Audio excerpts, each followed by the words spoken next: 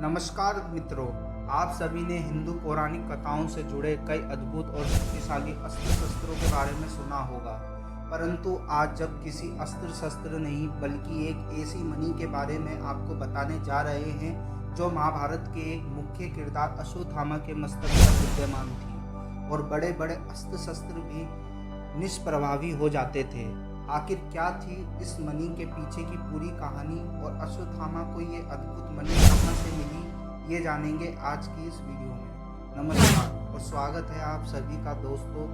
संपूर्ण महाभारत 18 अलग अलग वक्त पर सौप्तिक पर्व में अश्वत्थामा की मणि का प्रसंग मिलता है। महाभारत से कुछ वर्ष पहले की बात है।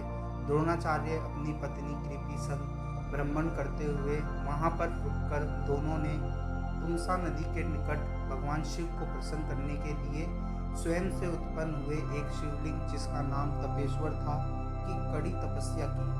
उनकी कठोर तपस्या को देखकर एक दिन भगवान शिव प्रकट हुए, वरदान दिया कि आज से कुछ दिन बाद आपको एक तेजस्वी पुत्र की प्राप्ति होगी जिसमें मेरा अंश रहेगा। और फिर कुछ समय बाद द्रोणाचार्य की पत्नी कृपि ने एक पुत्र को जन्म दिया।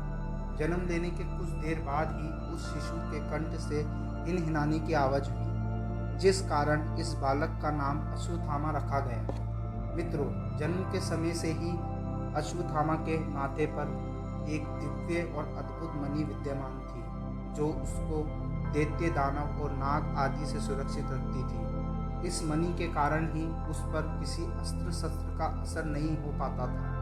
मित्रों, अश्वत्थामा के पिता द्रोणाचार्य ने ही कौरवों और पांडवों दोनों को शिक्षा दी। महाभारत के युद्ध के समय द्रोणाचार्य ने कौरवों का साथ दिया। इसका एक प्रमुख कारण दुर्योधन और अश्वत्थामा की मित्रता थी।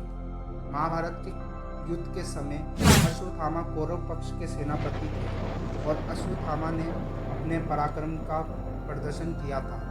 उससे हर कोई अचंभित हो गया था। जहाँ एक तरफ हमारे पांडव पक्ष के द्रुपद कुमार बालानी, घटोत्कच के पुत्र अंजन पर्वा, जयानी आदि का वध कर दिया था, वहीं द्रोणाचार्य ने पांडव सेना को भी बहुत परेशान किया।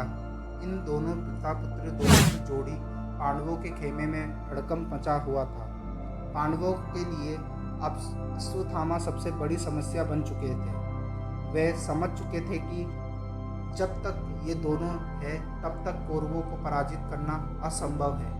पांडवों को हारता हुआ देख श्री कृष्ण ने युधिष्ठिर से कहा कि अब ये झूठ फैलाइए कि अश्वत्थामा मारा गया, लेकिन युधिष्ठिर ने झूठ बोलने से साफ इनकार कर दिया। जिसके बाद अवंती नामक राजा के हाथी को भीम के हाथों मरवाया गया और जिसका नाम अश्वत्थामा ही था। द्रोणाचार्य ने इस बात की सत्यता को जानने के लिए युधिष्ठिर से पूछा, क्योंकि युधिष्ठिर कभी झूठ नहीं बोलते थे, और उन्होंने उत्तर में कहा, हाँ, अश्वत्थामा मारा गया। लेकिन अश्वत्थामा बोलते ही श्री कृष्ण जी ने शंख बजा दिया, जिससे द्रोणाचार्य आगे की बात ना सुन पाए। इसलिए ही द्रोणाचार्य ने दुखी होकर अपने हथियार नीचे रख दिए और गुरु द्रोण को निहत्था जानकर द्रौपदी के भाई धृष्टद्युम्न ने तलवार से उनका वध कर डाला। गुरु द्रोण की हत्या को जाने के बाद पांडवों की जीत निश्चित ही थी, लेकिन पिता की इस प्रकार की गई हत्या से अश्वत्थामा तिलमिला उठा और उसके अंदर प्रतिशोध की ज्वाला भड़क उठी। इसी प्रकार की घटना ने सारे नियमों को ताक में रखते हुए पांडवों के खेमे में घुसकर द्रौपदी के सोते हुए 5 पुत्रों और धृष्टद्युम्न का वध कर डाला और अश्वत्थामा के इस क्रोध कृत्य की घोर निंदा की गई। और जब ये बात द्रौपदी को पता चली तो उसने पांडवों को अश्वत्थामा को लाने के लिए कहा और अर्जुन ने द्रौपदी के विलाप सुनकर अश्वत्थामा का गला काटने की प्रतिज्ञा ले ली। अर्जुन की इस प्रतिज्ञा को सुनकर अश्वत्थामा भाग निकला और जब अश्वत्थामा ने देखा कि वो चारों ओर से घिर गया है, तब उसने ब्रह्मास्त्र का प्रयोग कर दिया और मजबूरीवश अर्जुन ने भी ब्रह्मास्त्र का प्रयोग किया। तब महर्षि वेदव्यास जी ने दोनों से कहा कि तुम अपने अपने ब्रह्मास्त्र वापस ले लो, नहीं तो महाविनाश हो जाएगा।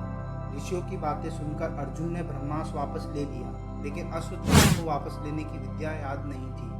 इसलिए उसने उसकी दिशा मोड़कर अभिमन्यु की विधवा के गर्भ में पल रहे पुत्र परीक्षित की ओर मोड़ दिया और भगवान श्री कृष्ण जी ने अपने प्रताप से उसकी रक्षा कर ली।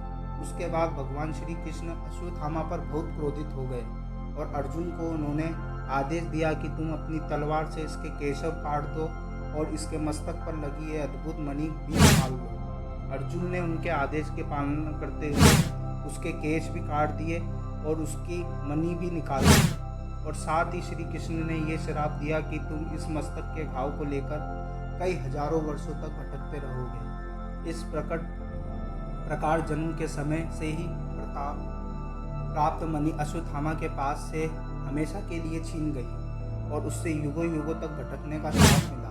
मित्रों, ऐसी मान्यता है कि आज भी अश्वत्थामा इस पृथ्वी पर भटक रहे हैं। कहा तो ये जाता है कि मध्य प्रदेश के बुरहानपुर शहर के 20 किलोमीटर दूर असीरगढ़ का किला है। इस किले में एक शिव मंदिर है जहाँ प्रतिदिन सुबह अश्वत्थामा पूजा करने के लिए अभी तक आते हैं।